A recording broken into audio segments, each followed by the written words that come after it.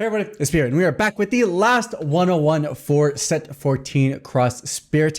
Today, going over Majin Buu, a Union Absorb archetype that then evos very similar to what Super 17 of the same set is trying to do.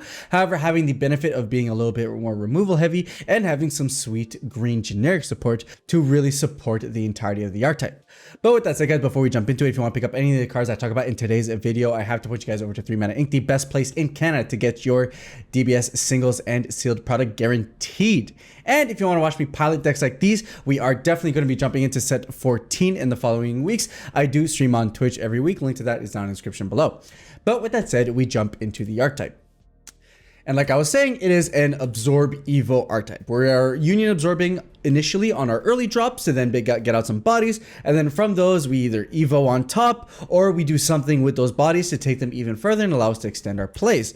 On top of that, we do use our opponent's card against them. The leader having the great ability of being able to use keyword skills on your opponent's cards, which is awesome. There's a little bit of drop disruption in there too, so there's a lot of like little interesting plays that you can definitely make to really make this deck a bit more widespread viable than some would initially think. But of course, it all starts off with the leader. So here we got Majin Buu auto. Once per turn, place 1 card in your life under this card. When this card attacks, draw 2 cards. So you don't get it from your life, but you draw out of your deck. I mean, it's effectively draw 2, right? You're just thinning out your deck a little bit more, but you get cards under the leader, which is relevant for some of its abilities. Activate main once per turn, Spirit Boost 1. Place up to 1 battle card with energy cost of 4 or less in your opponent's drop area under this card. Choose one of that card's chosen keyword skills, and this card gains that skill for the turn. So if let's say you put a double striker under him, well, now he gains double strike, he gains critical, he gets, and this is really powerful, not just because you're able to turn your leader into whatever you need to based on what your opponent is playing, but also because it interacts with your opponent's drop area, which is very interesting in terms of like dealing with some archetypes, right? Since Shenron can be really annoying based on what's in the drop area, you can totally mess up his plays by being able to do this. If your opponent puts down a draw ape and they don't actually activate the turn that it's there, well, okay, sweet, I'm just get rid of your drive, take away your ability to draw 2 cards. So the leaders like this that can disrupt the drop while also having an extra game plan can be very powerful in terms of mitigating what's in the format. Then Awaken, if your life's at 4 or less, you get to draw 1 and then restand 1 energy. On the Awaken side, we have Majin Buu Unadulterated Might. Auto once per turn when this card attacks, draw 1 card. Activate main once per turn, Spirit Boost 1. Choose up to 1 battle card with energy cost of 4 or less in your opponent's battle area or drop area and place it under this card. So now just clean removal. Once a turn, you're going to be able to get one of your opponent's battle cards to go under this, which is sweet. And then again, it's able to gain one of the keyword skills of the card that you put under. Then it also has an Activate main once per turn. Place 2 cards under this card in its owner's drop area. This card gets 5k power until the start of your next main phase. And the start of your next main phase means that this is defensive as well, which means that defensively is going to be a 20k lead. Offensively is going to be a 20k lead. And by the time you're Awakened, there's probably going to be a good handful of cards under the leader that you're really not going to have to worry about being able to proc off this ability every single turn once you get there, which is really sweet. Definitely able to apply pressure while being great defensively, forcing your opponent to probably have to combo a number of times based on how aggressive they want to be. Of course, every archetype in this set definitely gets a boost from its unison. Here we have Babidi Wicked Mentor. One specified cost 1k permanent if you have a battle card with Servant skill in play in rest mode. Your opponent can't attack this card. Auto once per turn. When you remove a marker from this card using Spirit Boost skill, it gains Overload for the turn. So the permanent here serving as protection for Babidi, as well as giving you synergy with Majin Vegeta archetypes. So this is a smaller archetype. There's not, hundreds of cards like there would be for like, let's say, Xeno Sin, but it does have some cross synergies with some green stuff from previous sets, which allows you to extend the usability of unisons like these. And as an Activate main +2, choose up to 1 of your mono green Majin Buu cards with energy power of 15k or less in rest mode in your battle area. The chosen card gains Servant until the end of your opponent's next turn. So because it's only until the end of your opponent's next turn, it basically means it's going to be a 10k defensively. That's what this is saying. It's saying that you're going to get a Servant. It's going to be a 25k probably based on the 15k boost you have. So offensively it's on there, but defensively it's chunkier. And because it's chunkier, your opponent won't be able to attack into your unison, thus protecting it and making it way more difficult for your opponent to be able to deal with your board. Especially when we combo this with the 5-drop that we're going to see later on in the archetype. From there, we have the Union Absorbs themselves. We have Majin Buu, the Never-Ending Absorber. 1 cost 4k, Union Absorb once per turn. Choose 1 card under your Majin Leader card and place it under this card. Play up to 1 mono green Majin Buu card with an energy cost of 4 and 15k power from your deck or drop area on top of this card, and then shuffle your deck if you look through it, which means like this could just straight up be a turn 1 play that you have, be able to set up your 15k, which is sweet. And then auto, when this card is played, you get the top 5 cards from the top of your deck, add up to 1 green Majin card with an energy cost of 5 or less among your hand, and then shuffle your deck. So not only are we upping the consistency of our deck by also being able to find 5 drops and thus replacing it, but we're also straight up going into our 4 drops. Then from there, we have Majin Buu Absorption Scheme, a 1 cost 4K. Once again, unit absorb once per turn. Choose 1 card under your Majin leader and place it under this card. Play up to 1 mono green Majin Buu card with energy cost of 4, and taking power from your deck and drop it on top of this card. Then shuffle your deck if you look through it. And this one just being a straight draw one. So you're gonna have a choice to make whether you want the consistency of being able to find your 5 drop or draw 1 card. I think I'm more partial to drawing 1 card just because it's generally more of a plus, but I mean, it's kind of a toss-up based on what your build wants to look like. You could probably use a split of both and they would be fine. Then there's Majin Buu Unadulterated Malice, this being a topo in green, which is awesome. Not that green super needed it, but hey, it gives you more defensive pieces. 2 cost counterattack. If your leader card is green, negate the attack, then play this card. If you played a card, choose 1 card in your hand and discard it. Your opponent can't attack for the turn unless they choose 2 cards in their hand and discard them for each time they attack. Again, just a topo ability. However, it does also have extra usage. If you are a Majin leader, you also get the additional Union Absorb once per turn. Choose 1 card under your Majin leader, slap it under this guy, go get a 4 cost 15k as well, giving extra usability to your topo, which is always cool. I mean, actual topo is a 20k beater, but this one allows you to extend the mechanic of your deck, which makes it just as good, if not better, in my opinion. From there, we go up a level even further to the Absorb Evo stuff. We have Majin Buu Brilliant Absorption, 2 cost 10k, 8 Evos for 1 on top of a Piccolo. And this is a trend you're going to see for all of them. If you're just going for the hard R-type stuff, you aren't going to be able to have like a Piccolo or a Gohan or like any of that any other ones have. But it is thematic and allows you to extend the ways that your decks can play out if you do end up going and splashing into these other engines. Unit Absorb once per turn, you get to choose 1 card under your Majin leader and place it under this card. Play up to 1 mono green Majin Buu card with energy cost of 4 and 15k power from your deck, or drop it on top of this card, then shuffle your deck if you look through it. Here, providing a last final way to be able to go into our 4 drops, and then auto spirit boost 1. If one of your green Majin Buu cards is removed from your barrier by an opponent's skill, play this card from your hand. So this is what restarts our chain. Our opponent deals with our board, we're able to get this down and be able to restart all over again afterwards. Moving on to the targets, what we're trying to get out. Majin Buu Mighty Absorption, 4 cost 15k, evolve for 1 on top of a Gotenks.